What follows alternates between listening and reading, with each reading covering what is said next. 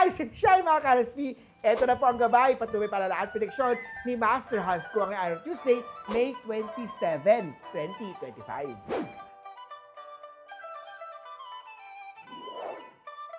Simulan natin sa mga pinanganak ng Year of the Rat. Maglaan ng budget para sa summer getaway kasama ang buong pamilya.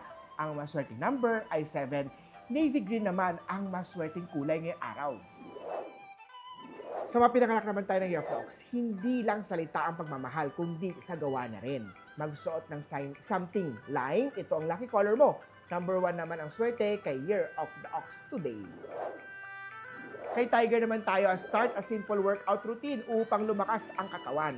Kaya naman, ang lucky number mo ngayong araw ay 6. Lucky color naman ay orange. Sa Rabbit naman tayo mag-set ng malinaw na goals for your career advancement. Maswerteng kulay ay white, maswerteng color number naman ay 5. Punta naman tayo kay Year of the Dragon. Huwag abusuhin ang kalusugan ang katawan. Rest din kung kinakailangan. Maswerteng kulay ngayong araw ay mauve, number 9 naman ang lucky number. Punta naman tayo sa Year of the Snake. Mag-start na mag-ipon para sa dream house or negosyo mo. Purple at 4. Sa mga pinanganak ng Year of the Horse naman, maglaan ng quality time with your family and loved ones. Brown at 2. Learn to adapt sa mga changes sa trabaho sa mga Year of the Goat. Ito ay para mapanatili ang professional competition. Magsuot ng indigo dahil yan ang lucky color. Number 3 naman ang swerteng number kay Year of the Goat ngayong araw. Sa mga pinanganak ng Year of the Monkey naman na mag-usap ng mahinahon kung merong misunderstanding. Tangerine at 8 ang swerte kay Year of the Monkey.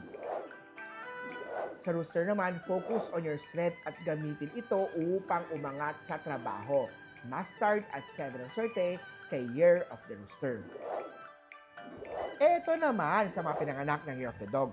Mag-focus sa financial goals upang magkaroon ng mas magandang kinabukasan. Red at 1.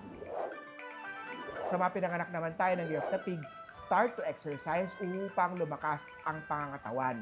Pink at 6. Muli po, ito po yung mga gabay, patnubay palalaat, prediction lamang ni Master Hans Kua.